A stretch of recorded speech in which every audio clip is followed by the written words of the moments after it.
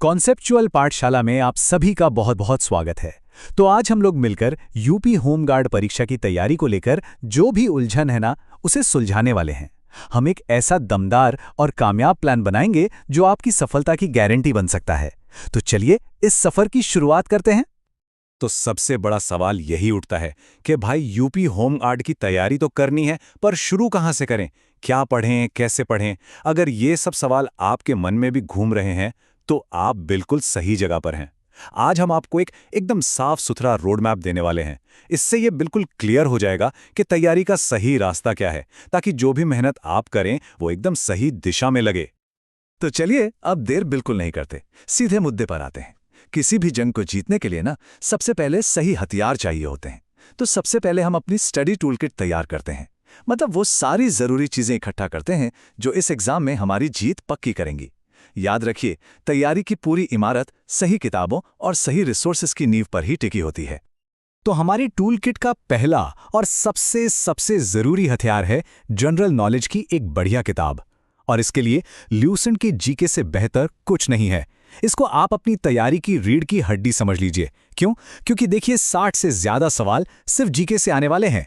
और यकीन मानिए, सिर्फ ये एक किताब आपको 50 सवालों का टारगेट पूरा करने में मदद कर सकती है। तो ये तो होनी ही चाहिए। अच्छा, अब दूसरा जरूरी आइटम ये है एक डेडिकेटेड यूपी जीके की किताब।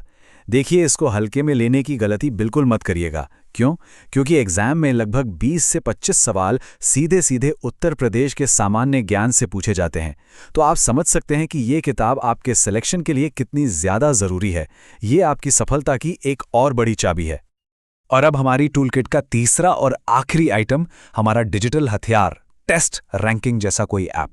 एक बात समझ लीजिए, सिर्फ पढ़ते जाना काफी नहीं होता। जो पढ़ा है वो दिमाग में बैठा भी है या नहीं, ये जानना भी तो जरूरी है ना। और ये ऐप बस यही काम करता है।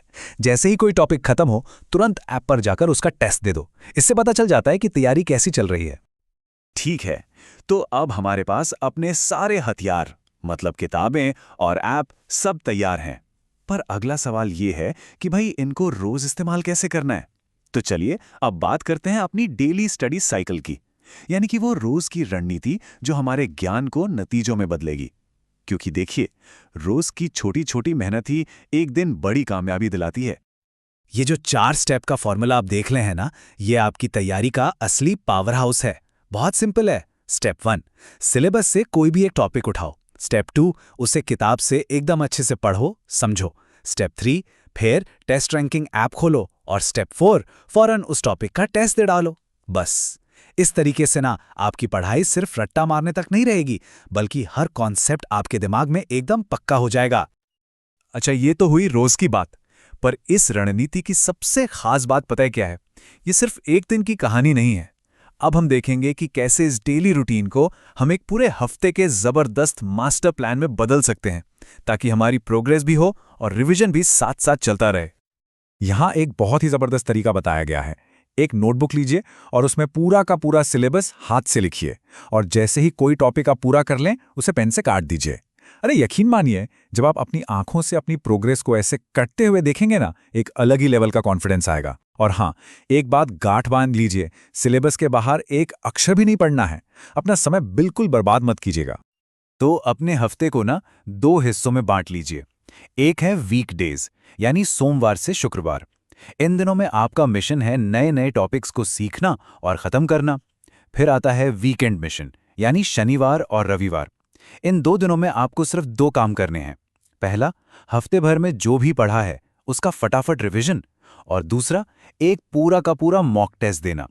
ये बैलेंस बहुत जरूरी है, वरना होगा क्या, आप आगे बढ़ते जाएंगे और पिछला सब भूलते जाएंगे। तो ठीक है, प्लान तैयार है, तरीका पता चल गया। लेकिन अब आते हैं सबसे जरूरी सवाल पर। आखिर हमें कितने नंबर लाने हैं? मतलब हमारा टारगेट स्कोर क्या होना चाहिए? क्योंकि दिन के अंत में सारा खेल तो नंबर्स का ही है। तो चलिए अब वो नंबर्स पर फोकस करते हैं जो हमें सिलेक्शन तक लेकर जाएंगे। अगर आप रिटन एग्जाम के पेपर को देखेंगे ना, तो आपको साफ दिखेगा कि सबसे ज्यादा दबदबा तो भाई जनरल नॉलेज का ही है। इसमें भी जो सबसे बड़ा हिस्सा है वो है जनरल जीके का, मतलब 60 से भी ज्यादा सवाल। उसके बाद नंबर आता है यूपी जीके का, जहां से 20 से 25 सवाल आएंगे। और फिर आते हैं करंट अफेयर्स, जहां से 10-15 सवाल पूछे जा सकते हैं। अब देखिए, करंट अफेयर्स को ना कई लोग हल्के में ले लेते हैं, लेकिन इसकी ताकत को कम मत समझिए। सोचकर देखिए, रोज के सिर्फ 6 से 7 मिनट का कोई वीडियो देखकर अगर आप 3 से 4 सवाल भी सही कर लेते हैं, तो ये वो मार्क्स हैं जो आपकी पूरी रैंक बदल सकते हैं।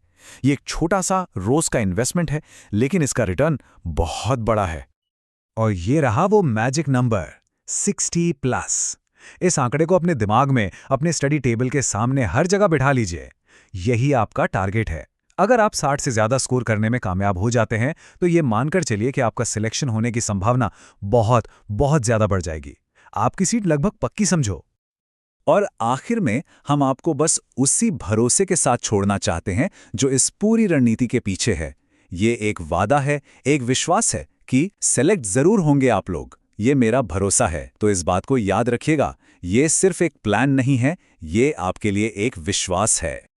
तो दोस्तों, अब ये पूरा का पूरा ब्लूप्रिंट आपके हाथ में है। तो अब सवाल यह है कि आपका पहला कदम क्या होगा।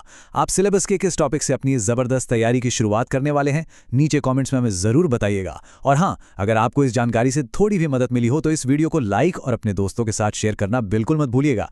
और हमारे चैनल कॉन्सेप्चुअल पाठशाला को सब्सक्राइब जरूर कर लीजिए, ताकि ऐसी ही मददगार बातें हम आप तक पहुँचाते रहें। आपकी सफलता की दिल से कामना करते हैं।